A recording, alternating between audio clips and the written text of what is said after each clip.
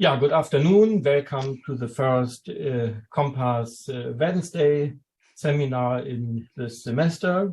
Our speaker today is Larissa Patricio Valerio from Brazil, whom we know, some of us know from 2014 when she visited us for a while to obtain some images from sea stars.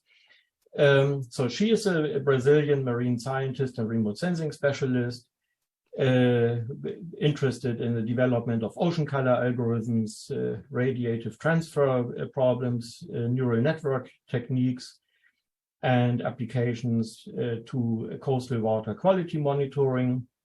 As an undergraduate student, she worked with the Brazilian Navy and studied frontal features of ocean currents using thermal satellite data from GOES-8 and numerical model outputs. Then from 2011 to 2015, she was a master's student at the Brazilian Space Research Institute, INPE.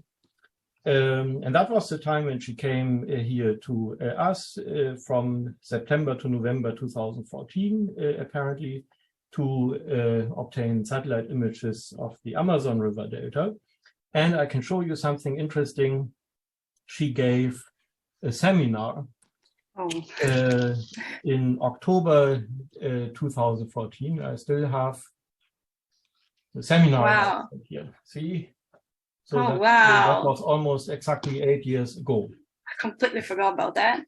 Thank you. I found it today when I was looking for your CV. That's cool. Okay, so we still have this here in my email, and maybe some people remember you from that presentation. And okay, so after finishing the master's degree there in 2015, you went to Australia, and I realized just today that you were at two different places there. First at the James Cook University, which is in Queensland in northeastern Australia.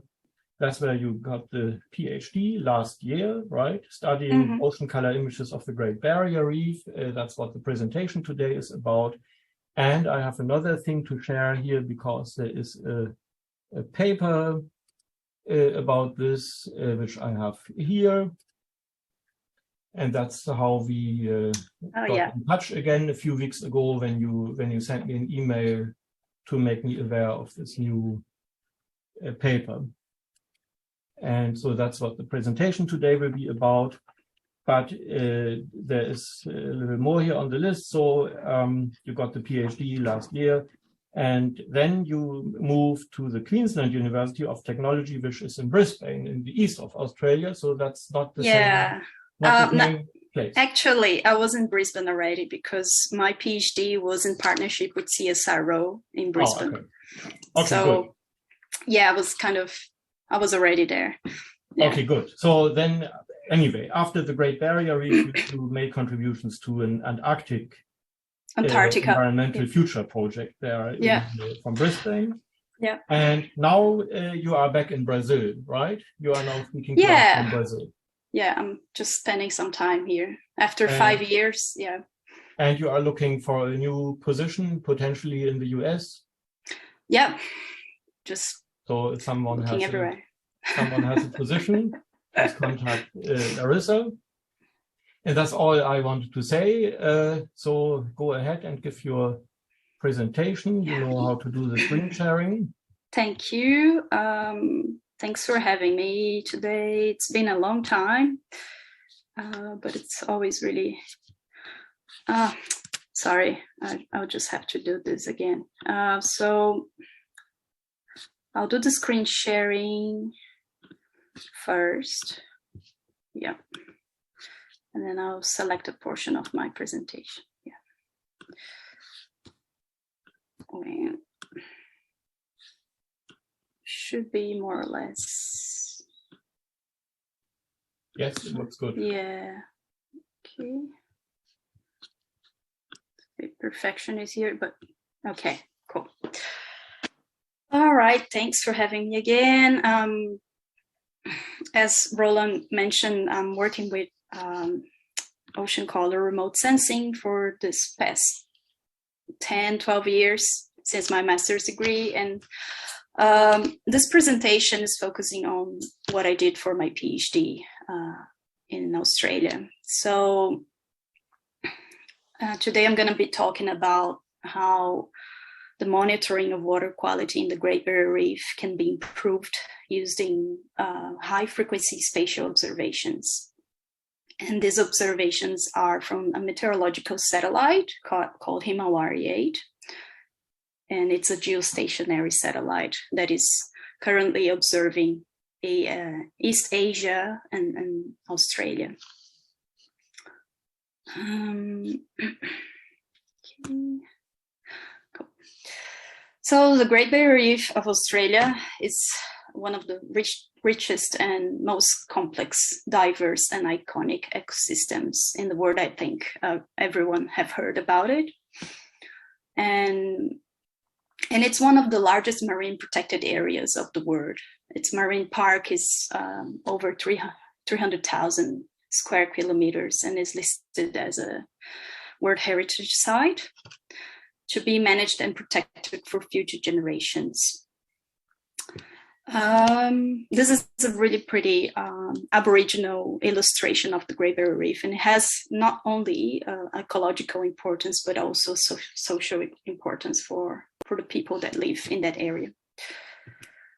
However, although the Great Barrier Reef is a marine protected area, its ecosystems are under threat from several chronic and acute disturbances, and it has been stated that the poor water quality is one of the main drivers of ecosystem decline in the Great Barrier Reef. And the Australian and Queensland government are committed to ensure that the water quality reaches a sustainable level by 2050, which is part of the Reef Plan 2050. So in 2017, there was a scientific consensus statement declaring that the decline of marine water quality associated with land-based runoff from the adjacent catchments is a major cause of the current poor state of the ecosystems in the Great Barrier Reef, and water quality improvement is has an important role in the ecosystem resilience and ability to recover from extreme events such as cyclones. And so, sorry, my throat is a bit funny.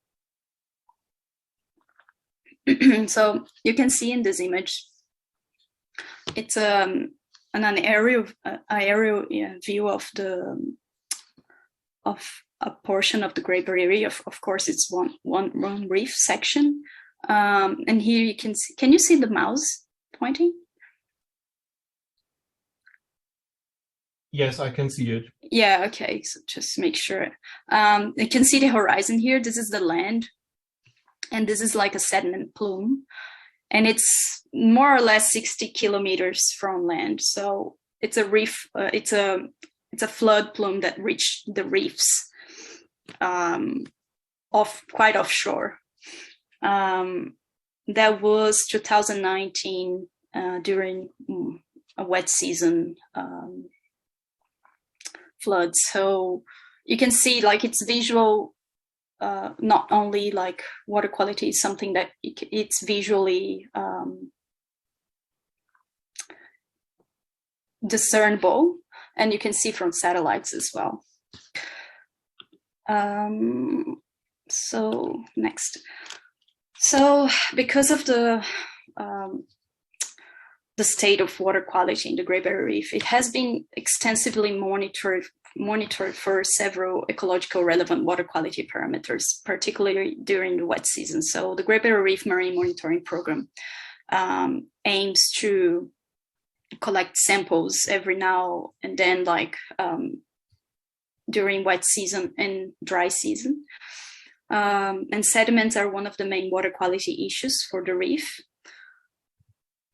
because sediments, they reduce light availability for the coral reefs, for the bottom ecosystems, and fine sediments particularly, they're easily resuspended, and they smother the corals and seagrass, and they restrict growth.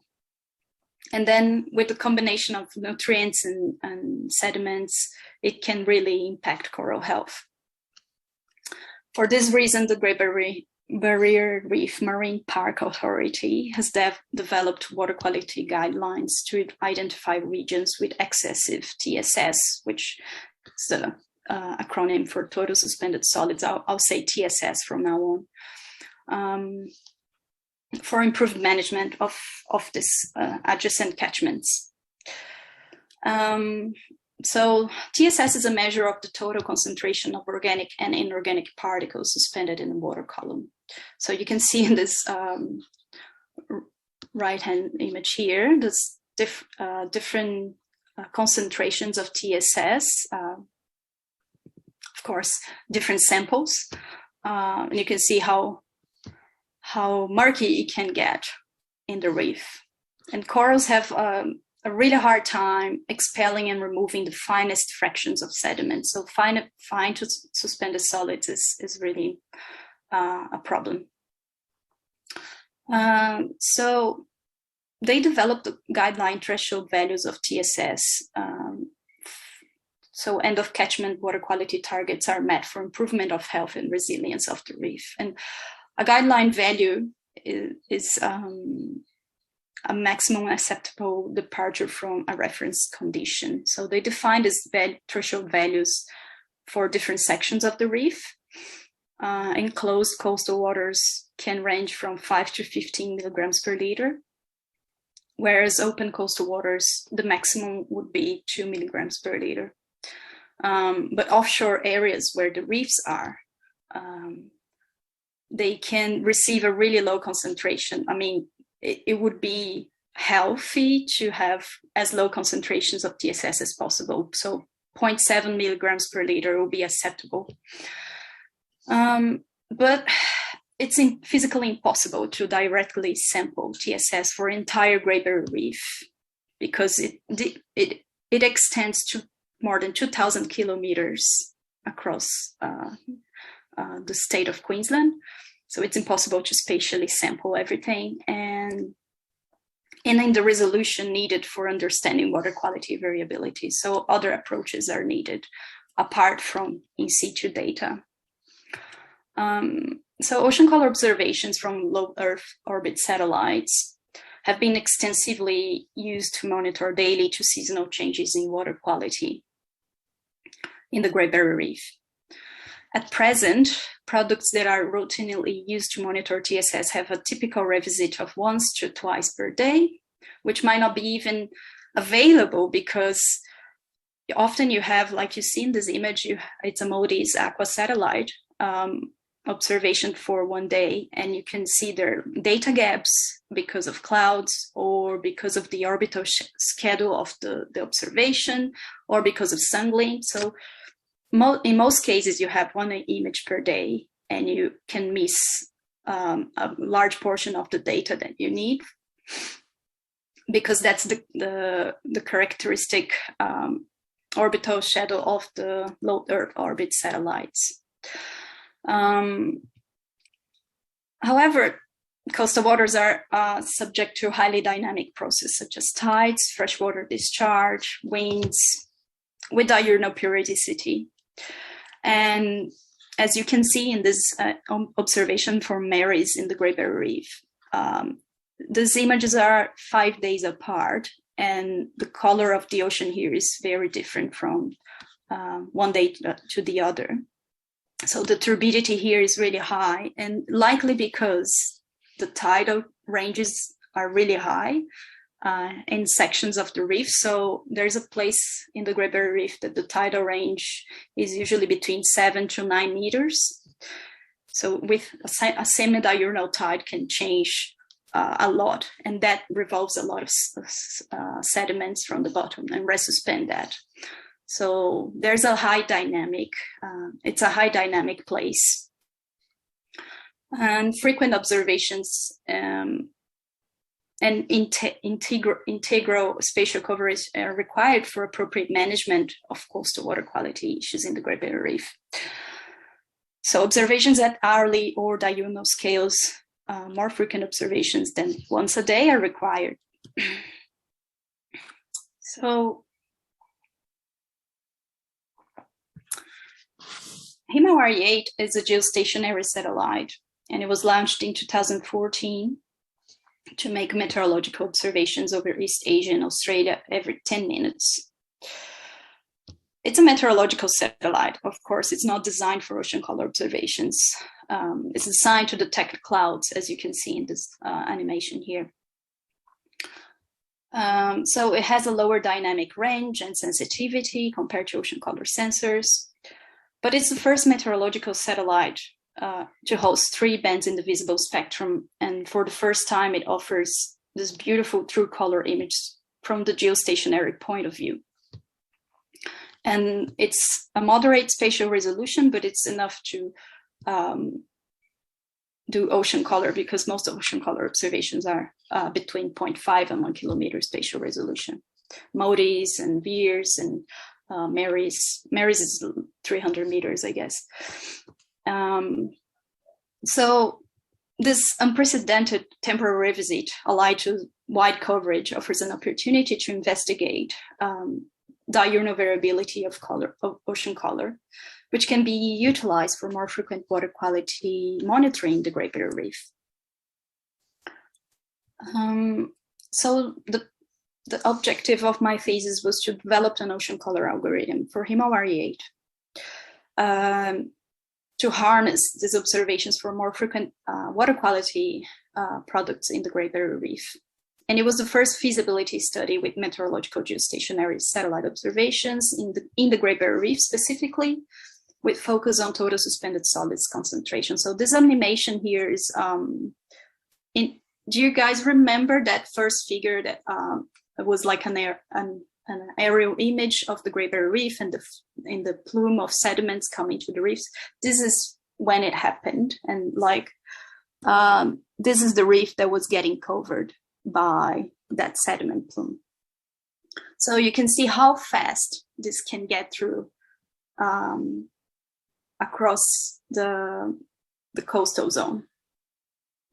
In my thesis, I have also derived chlorophyll concentration and CDOM, but I have decided to focus on total suspended solids for the applications because of its relevance for the Great Barrier Reef, and because I needed to just focus on one thing, otherwise I wouldn't be able to finish my PhD. But the framework of my thesis briefly is just, I did 4 chapters in total. Yeah, so it was algorithm development, algorithm validation, and then once I had an algorithm for the Great Barrier Reef, a validated algorithm, I investigated the detection limits of the method, and in the end I provided some applications of this data set of the products. So algorithm development, the main question was guiding this chapter was, is it possible to develop a physics-based ocean color algorithm for estimating TSS with Himawari-8? So I proposed to do a physics-based algorithm because of its of the special condition of the Great Barrier Reef, because it's an optically complex area. Coastal waters are more complex to model because of the nonlinear relationships between the optical constituents, and we needed better optimization techniques than empirical algorithms to be applied for a wide range of optical conditions that the Great Barrier Reef presents. So this method is divided in 2 main parts: the forward model. So it's a little animation here. So the forward model resolves the angular distribution of the top of atmosphere reflectances from several bioptical and atmospheric conditions. So from the TSS to the reflectances. And it's a coupled ocean atmosphere radiative transfer method, which means it resolves the atmosphere in between the ocean and the satellite. And meanwhile, the inverse model this is it's a one-step inversion with neural networks, more specifically with multi-layer perceptrons. And it learns, the neural networks in this case, learns the relationship between the top of atmosphere reflectances to the TSS in one step, without the need of an explicit atmospheric correction. And one of the outputs of the radiative transfer model is the angular distribution of the reflectances, the top of atmosphere reflectances that were simulated for the Himawari bands for a wide range of TSS concentrations. So this graphic, the simulated reflectances, demonstrate that Himawari can detect about 3 orders of magnitude in TSS, which is ideal for the large optical complexity of the GBR. But observe that in this like blue lines here, it's really hard to distinguish between them, likely because lower concentrations are harder to estimate or to detect. And I'll talk more about this in the results, but one of the main things is the atmosphere, that it's a big source of noise, and for low concentrations, that's a big issue. So,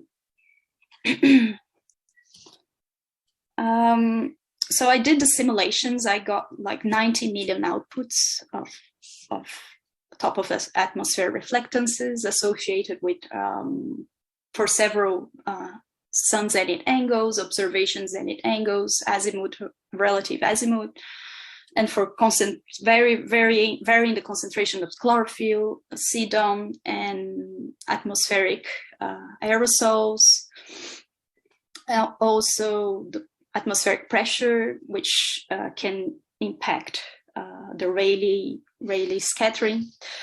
And a subset of these 90 million outputs was used to train the neural networks, which I'm going to talk about in the next slide. So the neural networks were used in this work to learn the mapping of the radiance reflectances or radiance distribution to the TSS concentration. So neural networks are a supervised learning procedure that works by repetitive training. So first, the inputs, which I call X1, X2, or X3, are the simulated radiances and the associated ancillary data that comes from the simulations. So first, the inputs are loaded and associated with a random weight, which is this little W here, and a bias, and they are summed up in this. So these are neurons. Each blob is a neuron, and this is the input neuron. This is the hidden layer neuron, and the output neuron. So each kind of column is a layer. So first, the inputs are loaded, associated to a random weight and a bias, and then they are summed up in the hidden layer and processed in this processing units. The sum of the inputs are passed to the neurons, which is where the magic happens. So if the inputs activate the neuron, a signal is passed ahead and the output is generated, which is expected to match the associated target to be simulated. The error between the output and the target, expected target, is calculated. And then the weights are adapted and you iterate again. So I did 1,000 iterations. That's something you can choose until, until the error is minimized. So the weights are adapted during this supervising learning procedure until the error, which is the mean squared error, is minimized. So I did 40 experiments for TSS, and I trained. You don't really know how which kind of architecture is better until you test it and you choose the one that has the lowest errors as well. So you can vary the number of hidden layer neurons. You can vary the number of hidden layers as well. So I just choose to work with one hidden layer, and I vary the number of neurons in that hidden layer. And that's why I got 40 experiments, because I wanted to test many possible options. But you can really test so many things. You can change so many parameters during for the neural networks, and it's very time consuming to do the training and all the work. But once you have the neural network, the inversion of the satellite image is really quick, and that can accelerate the processing of satellite images, such as Himawari-8, that you have like so many images per day, you know. So neural networks is a good way of doing satellite products, because it's really fast. So this is an output of the neural networks compared to the radiative transfer outputs. You can see that the method is suitable for estimating TSS, because they match really well, apart from this little area here where the lower concentration range of TSS, it's a very limited, the lower concentration range has higher errors for TSS. So the next chapter is this is not the validation itself. It's just to see if the simulation, the radiative transfer simulated TSS, how well it matches the neural network TSS, and to see if there's any overfitting of the method, if the method is too well trained for that simulated data. So validation, I think I'm running out of time here. Oh no, 20 minutes, okay. I'm just gonna go through a bit because I'm halfway through. So quickly, I selected this Himawari-8 observations where I had in-situ data matching up, and I did all the processing of the Himawari observations, from digital numbers to the reflectances, and then navigation, geolocation, cloud masking, glint masking, etc. And then I use my neural network to the 40 neural network algorithms that I have trained to do the inversion over the Great Barrier Reef. And I did a statistical assessment against with the matchup data from the Great Barrier Reef TSS collected in situ. So just a little bit about this in situ data, which is something very important to say, that we have this large amount of data from the Australian Marine Science Institute, from the monitoring program that they've been working on since 2005, if I'm not wrong. And it's open access, it's online. If you can go to this database and gather data. And one of the main observation points that we have is the Lucina Jetty Coastal Observatory that is managed by CSIRO. So it's a big container here, and inside we have lots of equipments continuously collecting data. And in this figure, you can see there's a plume of sediment just below the horizon, and there's green water, like clear water, near the station. You can see that in the satellite image, the location of the jetty here, it's almost 6 Ks away from the shore. So it's really in between the coastal, more like enclosed coastal waters, and the offshore areas.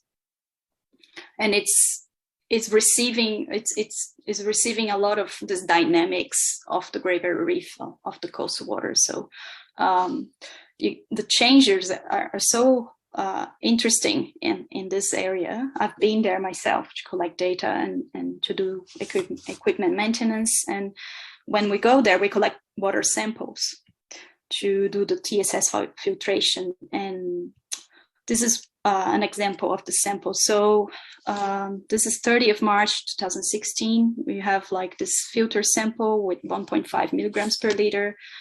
2 weeks later, you have 15 milligrams per liter. So you have 10 times more in 2 weeks. But one of the main things here is tidal variation. So I'll show in a later slide that within like a few minutes, this plume of sediments come and cross the station. It's really amazing. So it can go from like the particles can change from marine carbonates and a percentage of organic particles to terrigenous mud. So it changes a lot in a day, basically. And then with the Himawari observations, because we have every 10 minutes data, it's very demanding in terms of like dealing with all this data. So I because of this, and because the more data you have, you can reduce noise from the satellite. I decided to use not only the every 10 minutes, but I decided to aggregate this into hourly observations. So this is a true color Himawari-8 image of the Great Barrier Reef. If you're curious about it, there is websites you can access this online. It's pretty amazing. And this is the processed and masked Himawari-8 observation for a 10-minute. So this is this image is this one, but the corresponding to this one, the product, and this one is the hourly TSS. So it's aggregated with in an hour. All the observations within an hour were aggregated by taking the average of all of them. So it's pretty noticeable that the noise levels change when you use the aggregated observation. So I decided to test if the validation gets better, if the products have better accuracy. And in fact, when you use aggregated observations, you reduce the errors. So in this first figure here, I showed the matchup of the TSS in situ TSS and this is the algorithm TSS, using all the observations within an hour, but not aggregating them. And you have like 100%, more than 100% errors. And then I decided to use only the 10-minute observations, the closest hit observation to the in situ data. And you reduce that a lot. But still, when you use the hourly aggregated observation, you reduce a bit more the errors. So I decided to do a matchup with the hourly aggregated observations. And there's also high errors in this lower range. And I observed that when I did a matchup between the neural network outputs to the simulated outputs from the radiative transfer, and that happens here as well. So I needed to investigate what would be the lowest detection limit of the error. And when we take this data points out, the errors also reduce a lot. So yeah, the detection limits, I evaluated a few different things. So I did a visual analysis or a qualitative assessment, looking at images of the Great Barrier Reef TSS products on the Great Barrier Reef from 10 minutes and from aggregated observations. And I also did a quantitative assessment looking at Himawari-8 noise levels and simulated data. I'm going to go through this pretty quick. So the visual analysis, can you see that I collected, like I collected data on this little pink arrows here. So this is a coastal water, and this is like offshore waters, pretty clear blue. And I collected this from 10 minutes and from hourly aggregated observations. And then I compared those in a graphic. So here you have the coastal section, transect. The blue one is I called single observation. And then the red one is an aggregated observation. And you can see that the aggregated observation is more smoother compared to the single observation, which is the blue one. So variations between like pixels can vary like around 20 milligrams per liter. And this one is the transect between in the coastal areas, and you can see that this the blue and the red ones, the single and the aggregated, they match really well.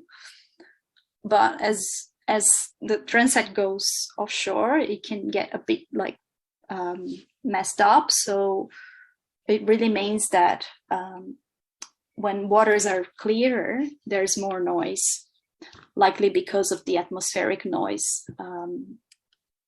that is higher than the signal from the water. So in conclusion, the hourly and 10-minute TSS are consistent in coastal waters. So you can use both. If you're looking at coastal waters, it's fine. But if you're looking at open ocean waters, it's better to aggregate the observations. And this green line here is the detection limit of the method that I actually calculated in the next section. I'll show in the next session. Next slide, I mean. So I calculated the signal to noise ratios of this Himawari-8 in open ocean waters. This is just split for different sun zenith angles because the noise levels change with the sun zenith. And this noise was used to test the algorithm stability against the input signal-dependent noise, which can be associated to sensor and to the environment, mainly because of the atmosphere.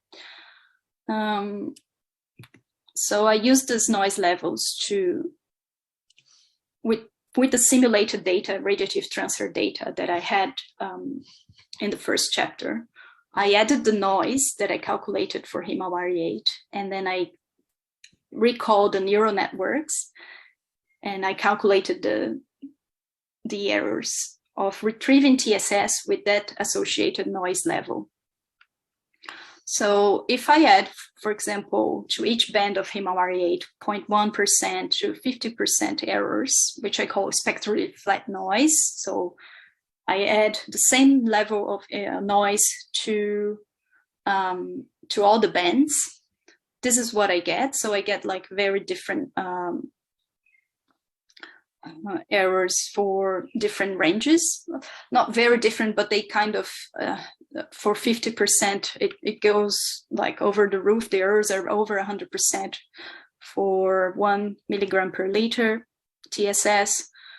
But if I add spectrally dependent noise, which is the noise calculated here, so you see there's a spectral dependency on the noise or the signal to noise ratio, but on the noise level. So I see that for TSS below 0.25, more or less, it's a bit arbitrary, but I chose this. The TSS can get lots of errors, like maybe over 100%, and we don't want that. We want errors below 100%, root mean square errors, I mean. So I decided that 0.25 would be detection limit of my method. And interestingly, I found out later that in situ measurements have a detection limit of 0.36 milligrams per liter, which is almost like really, really similar. So even in situ data, you have lots of errors. So this is a really good result, considering that Himawari-8 is a meteorological satellite. Anyway, so after validation, detection limits, I decided to apply this algorithm, knowing it's where I can apply or not. So coastal waters is okay. Open ocean water is not too good because we have a very strong atmospheric noise. But what we can do with this data? Well, every 10 minutes is a lot of data. We can check diurnal changes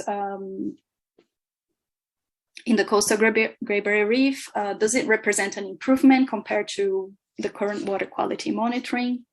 There's all questions that we try to answer in this work. So I try to look at Himawari-8 data, TSS products from my algorithm, and what we have at Lucinda, this monitoring station, from backscattering data. So we have backscattering data there, mostly like from 10 years or so, I guess. So I did a correlation between the backscattering and the TSS collected in situ. This TSS is sampled every 2 weeks because, well, fortnightly we'd go there and do the service of the equipment, and we collect data. It's a very isolated place. There are crocodiles everywhere, so we don't want to be there all the time, you know. But we do fortnightly measurements, which is pretty good for monitoring already. So I managed to get like this data set and do a linear correlation. So I have an algorithm for in situ TSS. Instead of having fortnightly TSS, I can have, as long as I have backscattering data, I have TSS for matching this Himawari's TSS. And then I have Himawari-8 every hour.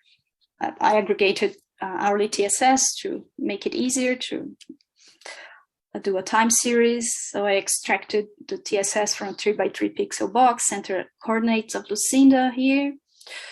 And then I did time series, several ones, but this is an example.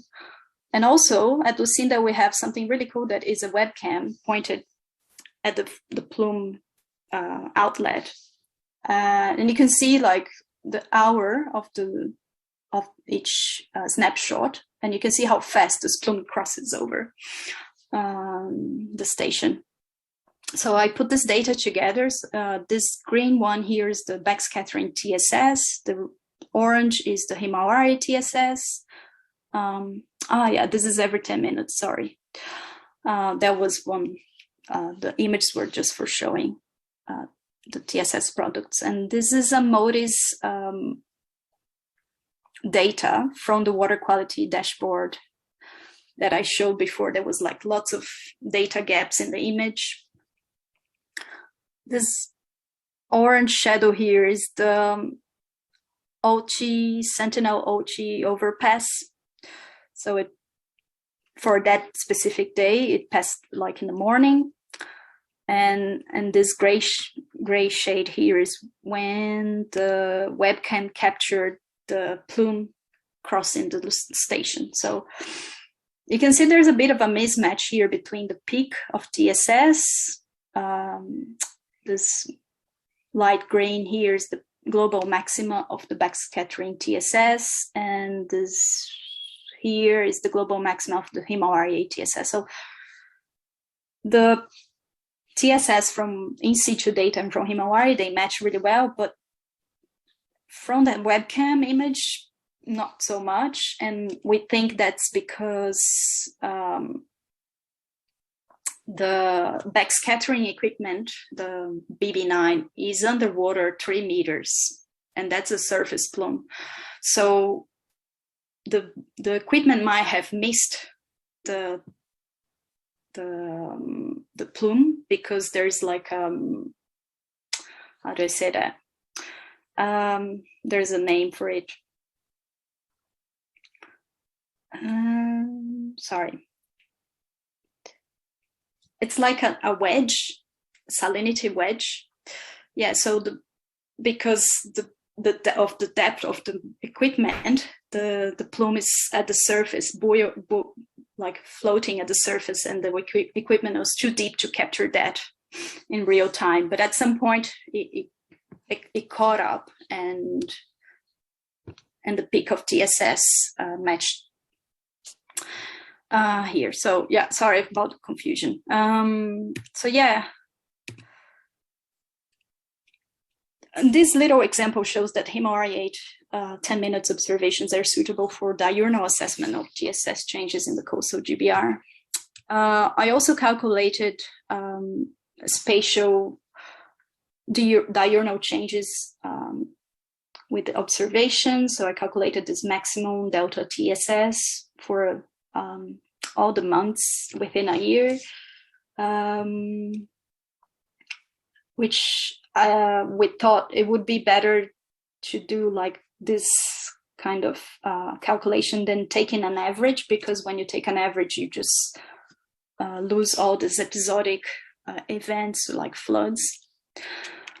And I kind of put together in wet season observations and dry season the months. So we can see like a really big difference between dry and wet season. The TSS is higher in the mid-shelf, whereas here the TSS is just like above 5 milligrams per liter in the coastal waters. But mainly, TSS is higher than 5 milligrams per liter in the coastal waters of the Great Barrier Reef, which is above water quality guideline thresholds.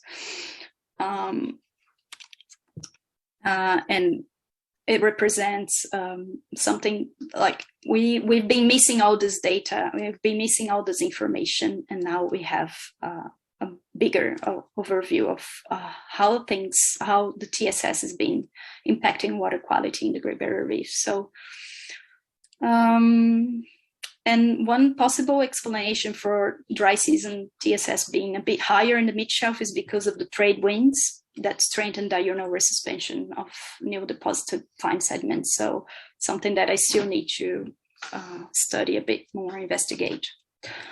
And one more very interesting application is to map and track flood plumes, which is a big problem for the Great Barrier Reef, as I've showed you before. So this is a diurnal animation of the Burdekin River flood plume during February 2019. And this is, in the right side here, is a Himawari-8 TSS. It matches, I mean, this is only like this temporal frequency only currently available with biogeochemical and hydrodynamic models, but it's actually a satellite product. So I hope it's going to be really useful for the managers of the marine park. Okay, and I have just one more animation that I thought would be really interesting to show. This is in the southern Great Barrier Reef, and it's in the reef matrix. So we haven't seen much of this. Well, people are not really aware, but there have been papers on these little tidal jets that we can call eddies or tidal jets, but they are like very interesting. And I think this is the first time that we can see this in real time. And yeah. Anyway, I'm really excited about this result as well, because it's a dynamic process that it hasn't been much investigated in the Great Barrier Reef. And now we have the tools to do so. So briefly, the conclusions are that this inversion algorithm proved to be suitable for Himawari-8. the validation provided some confidence in it, with retrieval errors acceptable for coastal waters. And despite the limitations of Himawari-8 as a meteorological sensor, its radiometric quality and resolution allows for moderate to high TSS to be retrieved in the coastal GBR every 10 minutes. And for the first time, less than hourly observations are available for an entire Great Barrier Reef, with providing significant advance in monitoring relevant coastal process. And this is a major advance compared to where we were 5 years ago in monitoring the Great Barrier Reef with low Earth orbit satellites.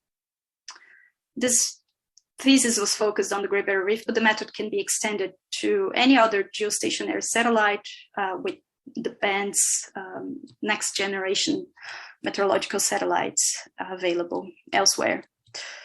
So this is the paper that I just recently published, explaining all this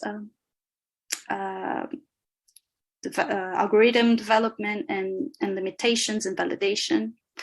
And also I have my full thesis online, which goes in depth with all this processing. And if you are keen to read a bit about it, or if you want to have any questions about it, let me know. And I'm planning to publish something else with regards of the drivers of diurnal changes. So looking at wind, tides, freshwater discharge, and trying to find some correlations there. Thank you very much. I just want to show, these are my supervisors. I put a picture of them here so you know them. And they're really amazing, and I had a great time working with them. So just really thankful. Thank you very much. Oof. Yeah, thank you for this nice presentation. Indeed, it's very nice to see this temporal resolution in these geostationary satellite images. That's something you don't get with the satellites we usually look at. Do we have any questions? If someone has a question, I suggest you activate your camera and then your microphone. Can I just stop sharing the screen? Yeah, you can stop sharing. Yeah, okay. And if someone has a question about the slide, you can turn it on. Yeah, we can go back to it, yeah. But it may be so late now that people don't want to ask a lot of questions. Hillary says it's a nice work, but she has to log off. Yeah. Yeah, I don't know if... I think it was really interesting. So yeah, I was a bit nervous. Sorry, because I've been. I noticed your presentation was from 2020, and maybe you were confident that you know what to say about it. But when you look at it again after 2 years, sometimes you have to think about slides again and how you want to explain. I know. Yeah. No, but it was very, very nice. Okay, if nobody has a question, I just say again, thank you for the presentation. Thank you all for coming to the seminar. And those who were not here, you can watch it this evening on YouTube. And I will send the link to you, Larissa, as soon as I have it. Thank you. Then you can approve it. And that's all for today. I hope we will stay in touch. Yeah, absolutely. And you can come to our future seminars to see what other people present here. Yeah, awesome. Thanks. So thanks for the opportunity. I can add you to the email list. Sounds good. I would like that. Thank you. Okay, very good. Then goodbye and all the best for your job search. Thank you. Bye.